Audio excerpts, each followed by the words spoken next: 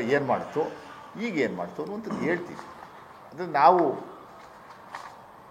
ನಾವು ಡಿಮ್ಯಾಂಡ್ ಮಾಡ್ತಾ ಇದ್ದೀವಿ ಆ ಕಲ್ಲಡ್ಕ ಪ್ರಭಾಕರ್ ಅನ್ನೋ ವ್ಯಕ್ತಿನ ಕೂಡಲೇ ಅರೆಸ್ಟ್ ಮಾಡಬೇಕು. ಯಾಕೆಂದರೆ ಶ್ರೀರಂಗಪಟ್ಟಣದಲ್ಲಿ ಹೋಗಿ ಏನು ಕರಾವಳಿಯಿಂದ ಕರ್ಕೊಂಬಂದ ಜನಗಳನ್ನು ಕೋಮುಗಲಭೆನ ಸೃಷ್ಟಿ ಮಾಡುವಂಥದ್ದಕ್ಕೆ ಒಂದು ಪ್ರಯತ್ನ ಮಾಡಿ ಮುಸ್ಲಿಮ್ಸ್ ಮಹಿಳೆಯರನ್ನ ಮತ್ತು ಹಿಂದೂ ಮಹಿಳೆಯರನ್ನ ಅವಹೇಳನಕಾರಿಯಾಗಿ ನಿಲ್ಲಿಸುವಂಥ ಕೆಲಸವನ್ನು ಏನು ಮಾಡಿದ್ದಾರೆ ಅದಕ್ಕೆ ಕೂಡಲೇ ಸೋಮೋಟ ಕೇಸ್ ದಾಖಲು ಮಾಡಿಕೊಂಡು ಅರೆಸ್ಟ್ ಮಾಡಬೇಕು.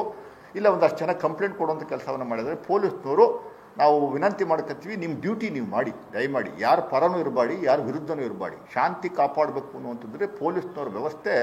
ಪೊಲೀಸ್ನವ್ರಿಗೆ ನಾನು ವಿನಂತಿ ಮಾಡ್ಕೋತೀನಿ, ದಯಮಾಡಿ ಇದು ಕಾಂಗ್ರೆಸ್ ಪಕ್ಷದ ಸರ್ಕಾರ. ಇನ್ನು ಕೆಲವು ಪಾಪ ಆಫೀಸರ್ಸ್ಗಳಿಗೆ ಇನ್ನು BJP ಸರ್ಕಾರದಲ್ಲಿದ್ದೀವಿ ಅನ್ನುವಂಥದ್ದು ಮೈಂಡ್ ಸೆಟ್ ಆಗೇ ಇದೆ.